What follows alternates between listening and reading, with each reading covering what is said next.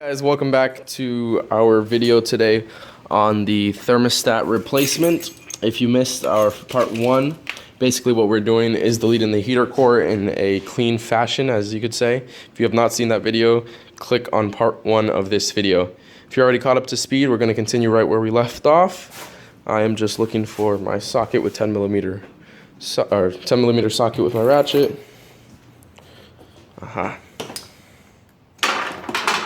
Okay. Like we mentioned in part one, there's two 10 millimeter nuts we have to take off that hold it actually to the block. It's one up there, let's see, one up here, and then one on the bottom of the housing. So I'm gonna go ahead and take that off real quick. Okay, we've loosened the 10 millimeter bolts and we've pried this off. This is the one I took off the car, and just to show you, this is how it sits on the vehicle itself. There's an O-ring, a rubber O-ring, that will seat and create pressure in between here, and this little tab will fit in between those two. So on, like, how do I put this? Vehicles that are currently in use normally don't have this problem, that it corrodes and it kind of seals to itself. You can see on this one it did. That's why it's all broken. But if your car is running and everything, you shouldn't have the problem. You kind of just wiggle it until it comes off. I personally recommend that you replace this O-ring. Then there's one on the water pump side as well. When I loosened this or took it off of the car, I held this pipe against the water pump because I know that that O-ring is good. And I pulled it off to try to not unseat that one. And I actually have brand new O-rings right here, directly from Honda. So I'm going to be installing this onto the water pump connecting pipe that is on the car, so it seats and has a good surface. Okay, so we're going to be using the outer thermostat housing that we already had on that car, combining it with the VTEC inner housing that I've prepared. It's probably worth mentioning that on my current setup, I don't have a thermostat in the thermostat housing, ironically enough. And some people run them, some people don't. There's different reasons to or not to. It all depends on your setup and how your tuner likes to tune. I think I'll be putting one in the next couple months or next couple weeks. But as of right now, I do not have a thermostat in this.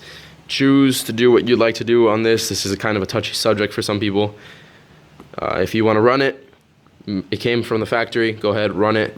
If you don't want to run it, you can do that as well. Okay, so I took that off of the one that was on the car, and even though I'm not running a thermostat, I'm still running the gasket, and that gasket falls right into place. You want to make sure that you don't screw up the location of it. It should just fit perfectly like a Lego. Right there, seamless. And this isn't my final assembly. I'm going to clean up all the RTV and do a fresh seal on here, of course, but make sure that that sits perfectly. Once you have that all done up and RTV sealed, or if you want to use the gasket, however you want to do it, you're going to reinstall those two 10 millimeter bolts, and we're going to put it back on the car. Once you have your thermostat housing already set up and put back together how you desire, in this case with the VTEC rear housing and the LS front housing, we are going to let it dry. If you're using RTV or if you're using a real gasket, you can use that as well and put it right away. But in the meanwhile, we are going to remove this plug off the head and plug it up.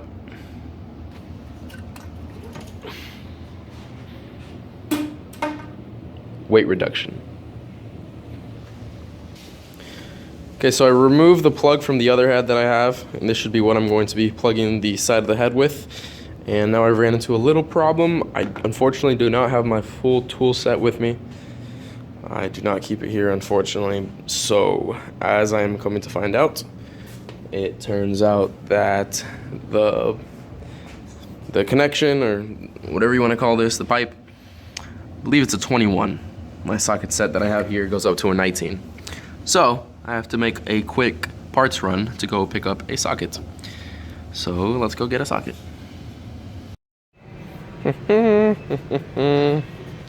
Pretty sure it's a 22 millimeter. If not, I'll just have to do another run to Lowe's. Okay, so it is a 22 millimeter socket that you need to use, so keep that in mind when you're doing this. I've already broken it free. Now it's basically just spinning. Well, not spinning, but unthreading. So let me go ahead and finish this up real quick. All right, once you've broke it free, should get to the point nice and easy just to unthread with finger strength. Let's come in loose. And there we go, fully unthreaded.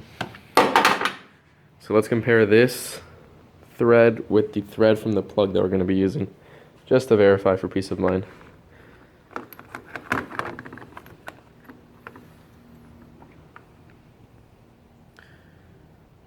If I can focus. Alright, it looks pretty damn close, so we are going to first thread this in, see if it threads in smoothly, and as soon as we do, we'll back it out and apply Honda Bond onto this, or in our case, Permatex Ultra Gray, and then seal it up. So you can see, that's the hole we'll be sealing, right in there. Okay, as you can see, it threads in quite nicely. Very nice fit.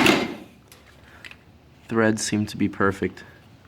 So we're gonna take this off again and apply that sealant, and I'll show you right now. And it's worth mentioning, before we put the sealant on, we're gonna clean the threads and dry them as well, both within the head and on the plug as well. So you don't want any of the sealant getting contaminated by any liquid. Okay, here's what we're going to be using. Ultra Gray Gasket Maker by Permatex. I love to use either this or Honda Bond itself. Those are my two favorite RTVs. Let's just apply a little bead onto the threads. There we go. Now we're just going to spread this along the threads. Make sure your hands are not greasy, or at least the finger that you're going to be spreading it with is not greasy. Okay, as you can see, it's nice and evenly applied. I'm going to go ahead and put this, or thread this into the head. Just right there, after it's already been nice, clean, and dried. Okay, and there we go. It's all plugged back in. You can see a little bit of seepage of the RTV sealant around, which is good. Means it's squishing around. It's very good. I'd say my favorite whole thing about this conversion, or this delete, you could say, is besides how clean it looks OEM. With a lot of these aftermarket parts, sure, you always have an aftermarket look, but when doing these types of modifications, I love the OEM look, the simplicity of it. Let me zoom in. It looks like it just belongs there, and I absolutely love that. Okay, basically from here on out, everything is going to be reverse process. We're just going to go ahead and put everything back together. Oh, it's worth mentioning, there's the connecting pipe. Let me zoom in on it, focus. And there's the O-ring. I'm not sure if you can see much movement in it. There's a little bit of movement. We're gonna go ahead and replace that since we already have a new one. And that is as simple as peel off.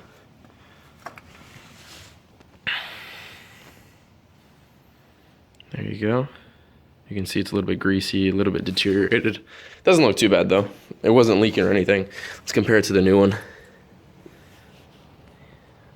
Much different. You can see these tend to expand after some time.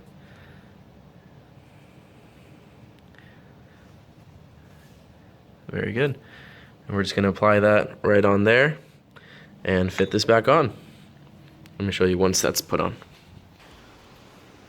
Okay, I just found something out which makes me love doing these videos, because I'd hate for somebody to get stuck at home and not know what to do in this situation.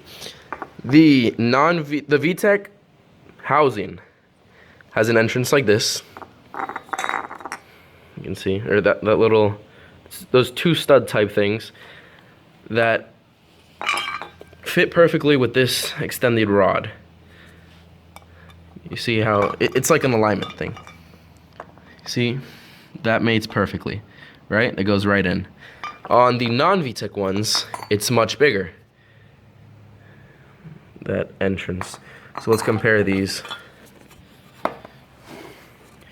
You've got the non-VTEC one, which is currently on the car, versus the silver one is the little stud from the VTEC one. Big difference. Much more different in size.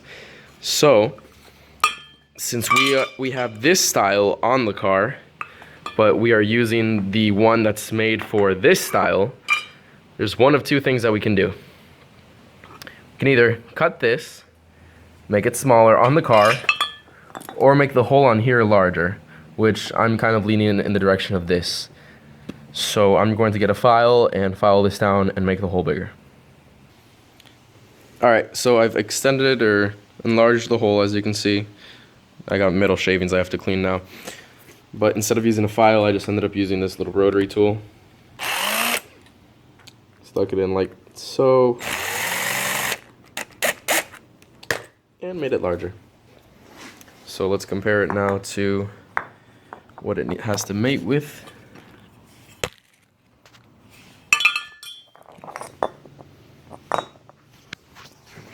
Sorry, trying to get a good position for this.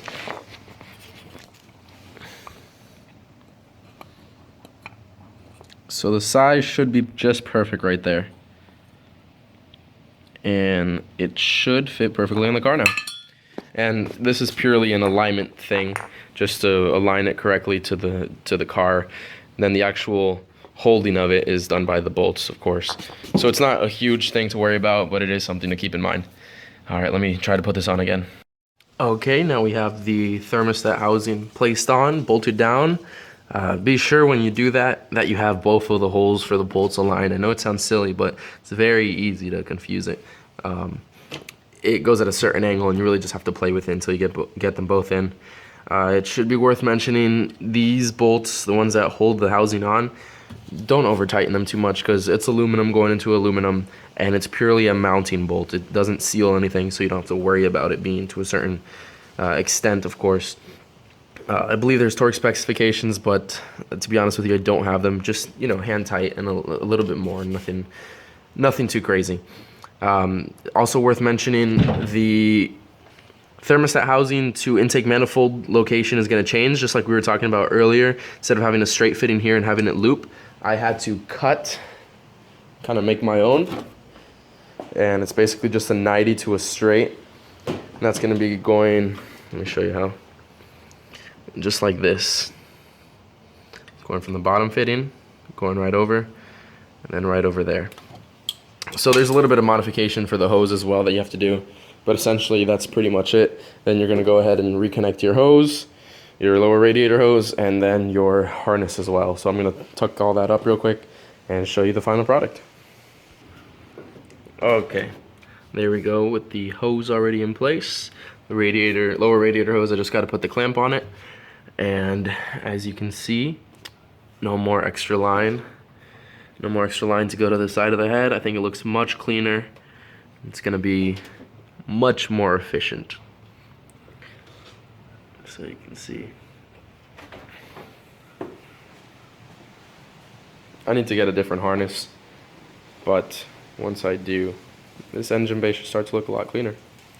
Alright guys, that pretty much concludes my video for today. Last thing to do on this would just be, you know, reverse your steps as in putting the plug back into the block, your radiator fluid going back in. If you're using coolant, water or universal coolant, I always use OEM Honda fluid. So that's what I'll be putting in back today once everything's tightened down. It's important to mention, since we did use RTV sealant on the plug, and in my case on the thermostat housing as well, you have to make sure to wait 24 hours for it to fully seal. Some people wait a couple hours and put it in, and they're fine. They don't really run into any problems. Personally, I'd like to wait the 24 hours. If you have any questions regarding this or any other things Honda related or car related or pretty much anything related that you need me to make a video of, just let me know and I'll do my best to try to accommodate.